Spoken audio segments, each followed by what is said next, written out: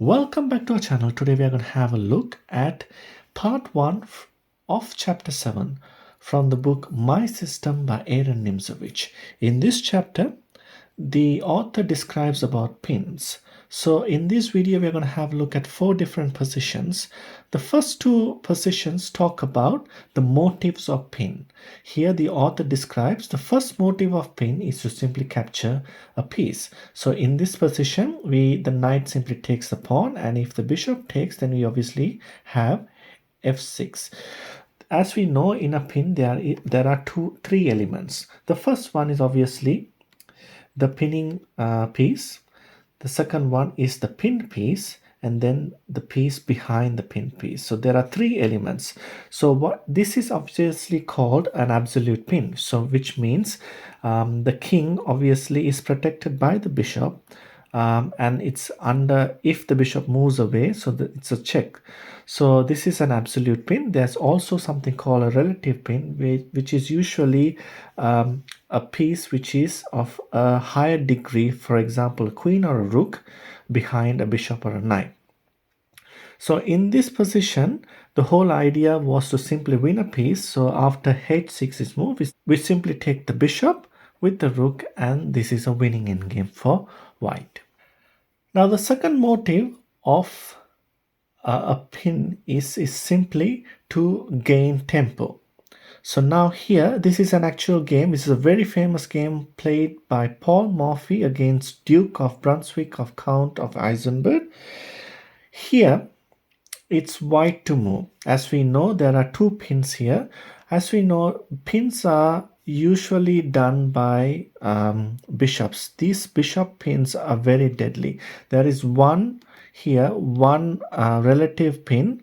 The bishop actually pins the knight to the queen, and there is an absolute pin which the bishop pins the knight, the other knight, to the king.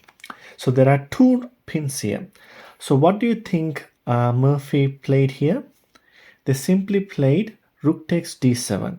So they actually took away the knight, and after the rook takes the rook, we obviously have rook d1. So this is called winning of tempo, because after the first defender was eliminated, the next defender has come, and the pin still stands. Here obviously black wanted to get the queen out of the way of the pin, and here white played bishop takes d7.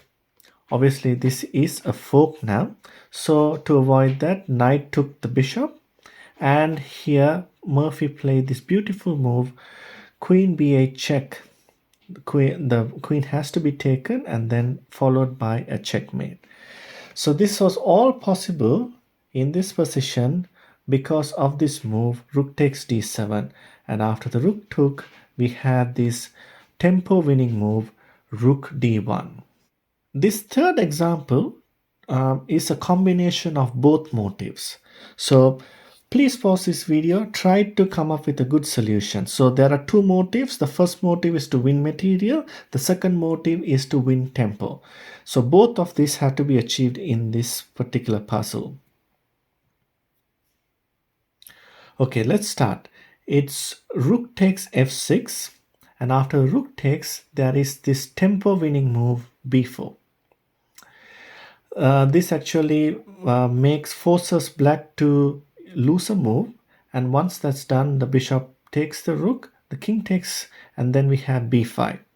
As we see, the white king is far away from action, and the pawns have to literally promote by themselves. Here the king moves closer to the queening square. After b6, there are plenty of options. We have a takes b6. If that's the case, we have a6 here. After king d7, as we can see, the king is not within the square of the pawn, which means this is a winning endgame. If you're not sure what is the square of the pawn, please refer to my video series 100 Endgames You Must Know by Jesus de la Villa. This is a nice endgame video series which talk about all endgame concepts in more detail. So now in this position, instead of b6, which we already played, we can also play a6 as well.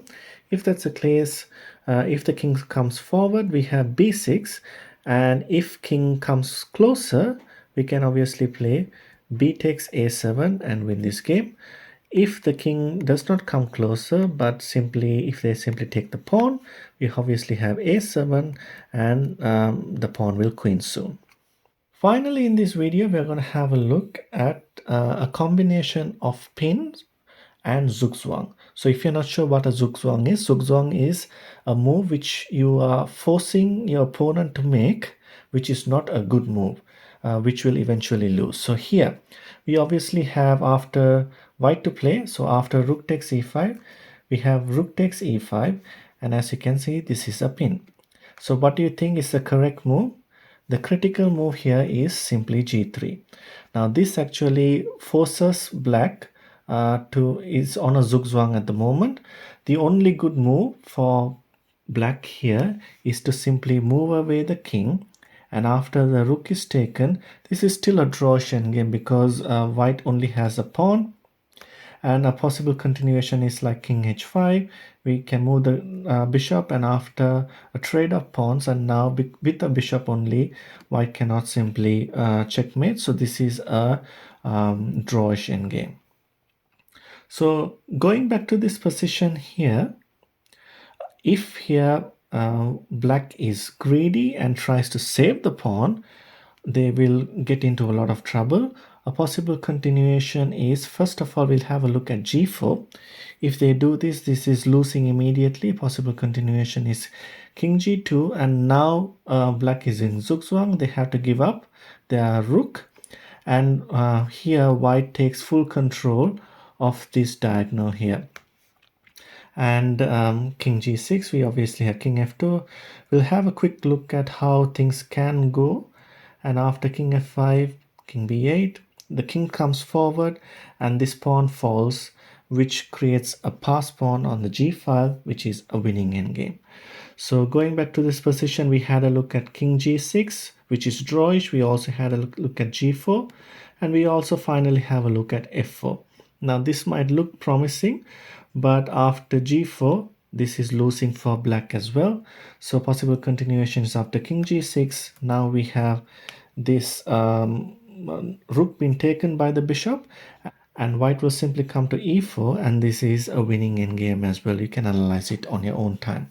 I hope you enjoyed this video. For more videos like this, please like and subscribe, and it's bye for now.